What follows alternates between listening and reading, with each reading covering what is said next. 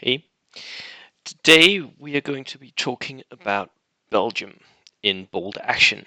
And this is going to be my review of the Belgian army.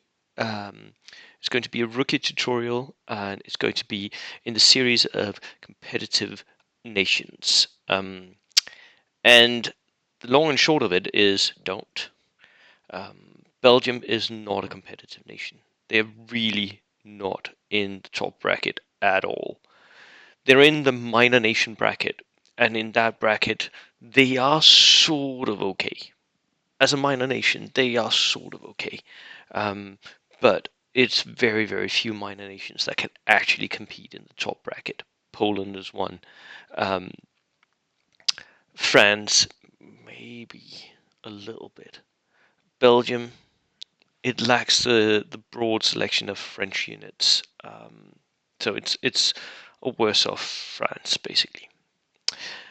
But looking over the list, it's for a minor nation not that bad. So the competitive advantages that Belgium has is it's got access to free units, just like the French army, and it can potentially take double free units, which is great. It just means that you have to take a lot of inexperienced infantry, which may not be bad. So it really lends itself into one particular type of build. It has an okay selection of artillery for a minor nation, I think. Um, there is like 5 or 6 different types of artillery you can choose. There's basically only one that you're ever going to need, which is the medium mortar. Sorry, not medium mortar, medium howitzer. But it's there for you if you want to. Um, it also has a quite good selection of transports. Again, lending from the French selection of transports. It has at least one that's very, very good, one that could be really good. So the tri-car motorcycle featured in a recent unpacking video where I got some by mistake. Um, and it has the Berylay, which is quite a good transport. Um, and there's also some interesting gear options for infantry, which could be potentially, but they don't really match up with the army builds, which is the main problem for that. The competitive disadvantages, though, well, the national special rules are nothing out of the ordinary. They're basically French, but they don't have the broad selection of French units. So, nah. On national special rules, they don't really benefit anything, and they make you build one very, very specific type of army, and that's it. Um, they also lack access to some of the things that are really good because they're very much an early war army. Belgium was, of course, occupied very early on in the war, so they lack access to flamers, they lack access to anti-tank options, and they have only got early war tanks, all of which makes them really, really struggle in a lot of respects. Um, Basically, if you're bringing 8 plus or more armor, they can't do a thing to you. Um, 9 plus, and they're just sitting there looking at you. Um, so so I think that if you're going to run Belgians, you're going to rely on tactics because there are certain units that you can't really kill, can't even hurt them, which is always a bad position to be in. So, what about the army builds that you could potentially build?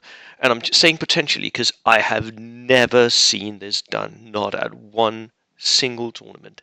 Never. Never ever have I seen anyone bring Belgians to a tournament do okay-ish. I think I've seen one Belgian army in one tournament once, and it came like bottom third. Um, but potentially you could build horde lists because the Belgians do have access to a lot of cheap rifle-armed, inexperienced infantry. You could build leaf blower lists because of the way that the Belgians have access to the extra free artillery pieces. You could even potentially have the infantry leaf blower element because Belgians have grenadiers and they have access to VB launchers as well.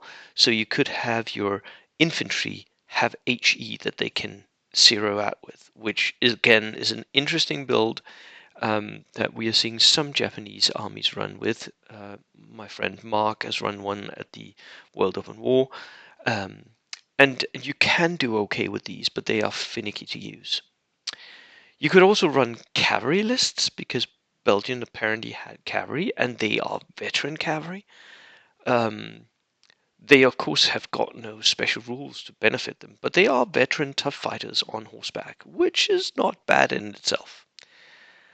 And you could run faux tank lists based around the Barrelais chassis. The main problem with that is you're going to have something stuck inside your Barrelais.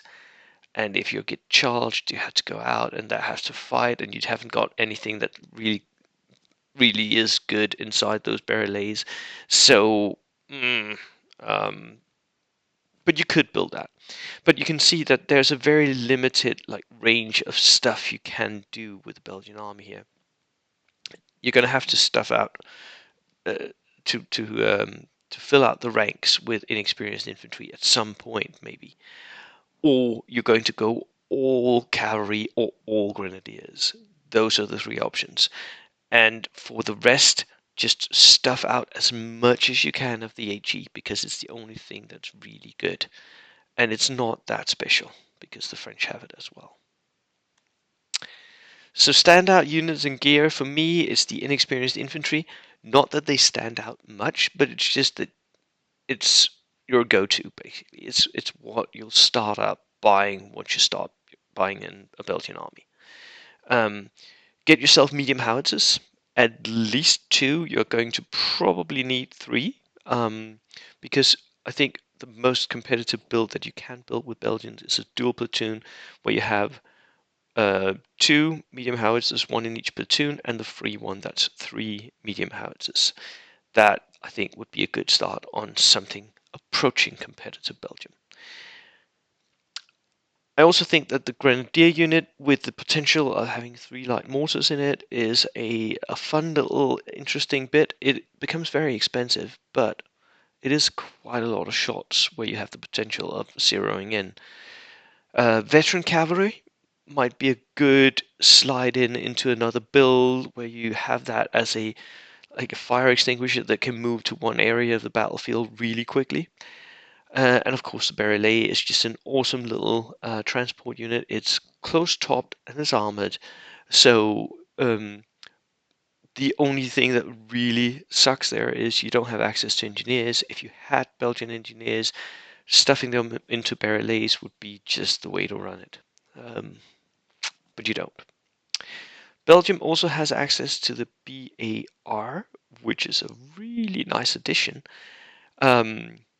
And the VB launcher, which is an interesting one more than it's actually good. So that would be the standout go-to stuff for me. Now, here at the end, I actually have an army list to show you. Just a sec. Let me go to, because I built an army, a Belgian army list. How might it look when you're getting into that?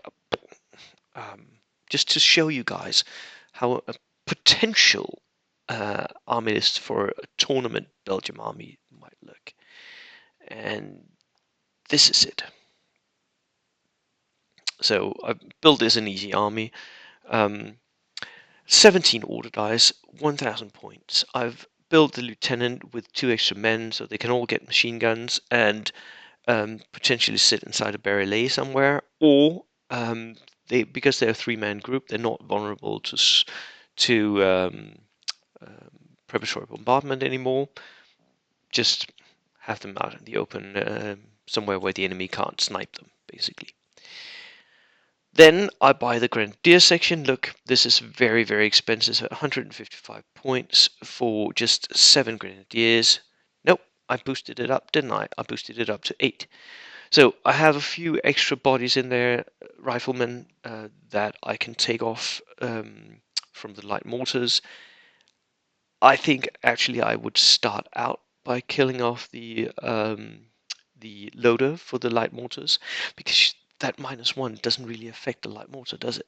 So and the idea here is to have these standing behind another unit and then start shooting in with their light mortars. Um, and of course, the unit that I'm having in front of them will be inexperienced infantry. So I bought one, two, three sets of inexperienced infantry.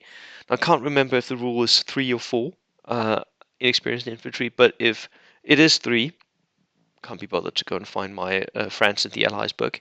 If it is 3, then of course take the free inexperienced unit, just because then it builds out your horde of infantry here. But 30 infantrymen inexperienced with rifles is not bad at all. They're going to be my front line. They're not going to push up much. They're going to sit on ambush most of the time. If the enemy pushes up with something that I can easily charge off, I might do that. Otherwise, they're going to sit on ambush. If I get shot at, I'll go down. If I have the opportunity of shooting back, I'll shoot back. Then I have a cavalry unit of, again, 9 men here. I have a few points left over. They're veterans, they're tough fighters because they're on horseback. They are expensive, yes, but they are a very good unit to push against one area of the battlefield where something is burning. Medium mortar team with a spotter. I'm buying spotters for all of these. I'm buying them all regular because this is a single platoon. If I was doing double platoons, I would save the points, making them all inexperienced, all my artillery pieces inexperienced without spotters. But in a single platoon, I think I might just buy the spotter just because I have the points. A sniper team, a Boyce anti-tank rifle, which is going to be key because it's the only anti-tank I have. Double howitzers, which again need to be regular because they are going to supply some of the anti-tank ability that I need. But at the same time, they are howitzers. They have that 3-inch template, so they can basically blast away along with the medium mortar here. So that's 3 pieces of HE along with the 3 pieces from the Grenadiers. That's quite a lot of leaf blower that comes out of this list. I'm putting in a horse-drawn Nimber because it's an easy order dice. And then the FN Tricar T3, which hasn't got recce, but is wheeled and is most of the time going to be facing back towards my own line. It's just going to sit there as a mobile piece of an MNG, basically. It's pretty cheap, 30 points, so it's fairly cheap for those 5 shots. Why not? An FT17, again, very, very cheap. Not very good, but again, it's just an easy MMG sitting somewhere in my back line, supporting all my infantry on ambush. And then 2 Berry-Lays. Again, these are going to support the infantry with the LMGs, so I have 4 machine gun nests sitting ready to receive the advancing enemy. Now, you can easily see that this army is severely lacking in anti-tank capability, and it's also it really could do with some engineers or flamethrowers to stick in these barrels, but no such luck. This, I think, is the best I can do with Belgians. Is it enough? I don't think so, but a good player might do okay using Belgians. But the build would be very similar to this. I don't think you can build many army types other than what I have here. So yes, that was it for me today, and I will see you in the next video. Cheers.